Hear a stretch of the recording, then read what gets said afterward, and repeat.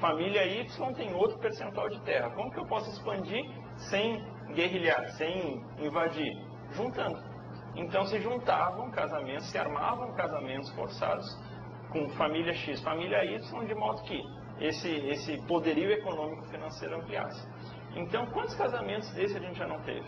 Quantos casamentos baseados na dupla evolutiva, por exemplo, a gente já teve? Se a gente for pensar nisso, provavelmente nenhum. Então, qual que é a forma holopensênica que nós vamos estar atraindo, fazendo rapport com o ato do casar-se? Vamos dizer, a gente vai estar repetindo automimeses já desnecessárias, sem a necessidade. Uma outra coisa que a gente tem que pensar em relação ao casamento. Qual que é a principal instituição que está interessada no casamento? Hoje, uma economia, um governo, um Estado, ele não sobrevive sem casamento. Por quê? Se você pensar que um filho ele gera $200 mil de giro econômico, depois do casamento vem o quê? Os filhos. Primeiro o jovem recebe a pressão da família por casar-se. Depois, cadê os netinhos, né? Onde é que estão os filhos? Uma economia ela gira muito em função deste processo.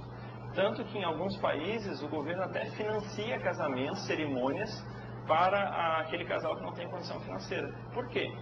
Óbvio, depois do casamento, por consequência, a tendência, a probabilidade é muito grande de vir os filhos. Esses filhos vão girar a economia. Então hoje nós temos diversos países, até na Europa, que está tendo uma taxa a faixa etária onde está tendo os filhos, ela está cada vez se elevando mais. A dificuldade do Estado em gerir a economia destes países.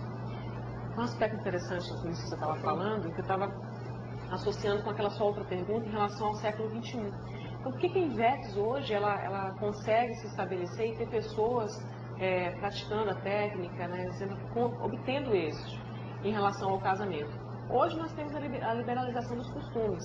Então, não há necessidade para você ter uma vida afetiva e sexual de você formalizar em cartório, formalizar perante o Estado, religião, uma testemunha de uma maneira como no passado era exigido. No passado, se você não fizesse isso, não legitimasse a união afetiva e sexual, você criava uma pecha social, criava uma mácula na sua função, na sua identidade social, né, perante os outros, perante a comunidade.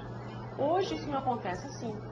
Então hoje você pode tranquilamente ter uma vida com uma pessoa, morar junto com uma pessoa, ter uma vida rica, afetiva, com sexualidade funcionante a toda, e sem precisar prestar contas ao Estado, à religião, a ninguém. Quer dizer, você tem um compromisso com o parceiro, você tem um compromisso da sua lealdade, da sua fidelidade, do compromisso evolutivo mútuo com o seu parceiro. Não há necessidade de você provar aquilo para ninguém. Provar aquilo para ninguém. Essa é uma das questões colocadas hoje, né? No momento que você opta pelo não casamento, de forma lúcida, de modo lúcido, racional, as pessoas colocam, não, mas vem cá, você não quer assumir a sua parceira? Isso é o que eu mais escuto. Dentro do meu trabalho, o que se tem, trabalho, amigos, família nem tanto, porque a família também é da conscienciologia, trabalha com a conscienciologia, mas se coloca. Mas vem cá, você não quer assumir seu parceiro, você não vai assumir ela? Eu olho, mas meu amigo, por que eu tenho que assinar um contrato para colocar que eu estou assumindo essa pessoa? Então, eu queria aprofundar essa ideia aqui, se vocês podem ajudar. Como é que é viver a inversão existencial sem ser uma imposição de regras heteroimpostas? Como é que é esse conjunto de princípios pessoais que levam o jovem à inversão sem ele estar subjugado a certas regras fundamentadas? Eu só queria, antes de a gente começar a falar sobre isso, só finalizar uma coisa que eu acho importante. E quando a gente fala a palavra casamento, ela é muito confundida nos nossos cursos, né, nas nossas palestras, nas Invex. Porque as pessoas pensam que a gente está falando que é para o inversor ser celibatário. E não tem nada a ver, né? O que nós estamos falando é o casamento oficializado, é o casamento registrado em cartório, é a assinatura, é o padre, é o juiz, é isso que nós estamos falando. Que é isso que é desnecessário. E a mesma coisa em relação aos filhos que a gente coloca, né? Nós não somos contra a criança, não é nada disso. É simplesmente uma estratégia evolutiva. Agora, já entrando dentro da sua pergunta, Mabel, eu vejo assim, há uma necessidade hoje, mas também há uma carência dentro da nossa sociedade de ter mais criticidade. Ou seja, há necessidade de ser mais crítico, de ter mais racionalidade, mas o jovem em geral ele é acrítico. Ou seja, ele não critica, ele não tem esse pensamento questionador. Porque veja, a INVEX ela não é uma condição. Não é aquela questão que a pessoa começa dentro da conscienciologia antes dos 26 e vira inversor. Não é nada disso. A INVEX ela é uma técnica, com metodologia, e essa parte das evitações é só o princípio do começo, vamos dizer. É aquele know-how, aquela fundamentação básica que a pessoa tem que ter para poder aplicar a técnica. Mas ela é muito mais que isso. Tanto que, se você não casar, se você não ter filhos, se você não ter nenhum assédio cronificado, se você não passar pelo aborto e está dentro da conscienciologia, isso não quer dizer que você é inversor.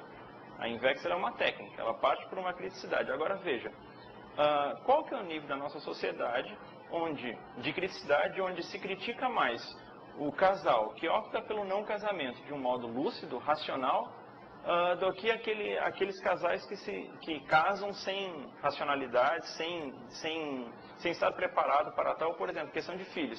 Se questiona muito mais o casal que não quer ter filhos, de modo lúcido, racional, não simplesmente, não quero. Não, mas há uma fundamentação em cima desse optar pelo não ter filhos. Se questiona mais isso do que aquele casal que tem filho e não está preparado. Por exemplo, dentro dos nossos jovens hoje na nossa sociedade, um casal, por exemplo, 16, 17 anos, tem uma relação sexual sem preservativo, a menina engravida. O que você fala? Não, meus parabéns, você vai ser papai, você vai ser mamãe. Então, você está dando um parabéns por algo que aconteceu de modo impossível, por imprudência, e a sociedade vangloria. Então, qual o modo da pessoa aplicar a técnica da INVEX sem ser essa imposição? Quando ela, por si mesma, começa a questionar, começa a ver aquilo que está à sua volta e ela faz uma estratégia de vida. Acho que uma outra coisa que podia ser lembrada aí, muito importante, é o curso intermissivo. Então, o curso intermissivo é quando a pessoa, entre uma vida e outra, está planejando a sua próxima existência. Acho que a INVEX, para ela ser entendida, é fundamental que a gente comente sobre o curso intermissivo. A essência do curso intermissivo é autopesquisa, assistência e evolução. Então, pensando de maneira racional, como o Felipe tem frisado aí, no curso intermissivo, o mais lógico é que você comece a evolução, a assistência, a autopesquisa o quanto antes. Estudando quais foram os mataburros, as adversidades e os problemas que podem acontecer nesse momento, nessa vida atual, e aconteceram nas vidas passadas, né? Aí que justamente entra todos esses processos que o Felipe está falando de evitações, né? Mas a essência que a gente tem que ver com relação à inversão existencial é a otimização da vida humana. Para que a INVEX serve? Para justamente a pessoa, desde cedo, começar a priorizar a assistência, a evolução dela, a intelectualidade, o parapsiquismo. Com isso, uma questão que a gente vê bastante nos inversores que chegam, estão começando o processo, é a questão da criticidade, né? Então, a tendência é que realmente esse jovem tenha uma criticidade maior com relação à sociedade. Então, eu estou sendo pensado, eu estou pensando por mim mesmo. E aí entram todos esses fatores aí que tem uma indústria toda por trás disso, né? A indústria do casamento, a indústria da maternidade, a indústria também da riscomania, a indústria, enfim, de uma série de coisas, da moda, que acaba que relativiza as coisas, né? Quer dizer, a mídia, pela questão do capital, do dinheiro, relativiza tudo isso. E para esse jovem que está com curso intermissivo sobreviver a todo esse bombardeio de ideias de manipulação que existe, ele acaba desenvolvendo um senso crítico maior. Agora, uma segunda etapa que eu vejo da inversão existencial muito importante, e ela é inevitável para que haja uma continuidade, é a autocrítica. Então, no momento em que o jovem começa a voltar essa criticidade que ela tem com relação à sociedade, à sua família e ao meio em que ela vive, para ela mesma, que é muito importante, porque senão, quer dizer, simplesmente fica o jovem com estilingue, né, rebelde, e a ideia não é essa. Na realidade, a essência da INVEX é a pesquisa, quando ela começa a ver que ela está nessa sociedade, porque ela também não é nenhuma maravilha, quer dizer, ela precisa aprimorar muito os seus defeitos e também aprimorar as suas virtudes, as suas qualidades, né? Então, esse autoconhecimento na inversão existencial, quanto antes, melhor.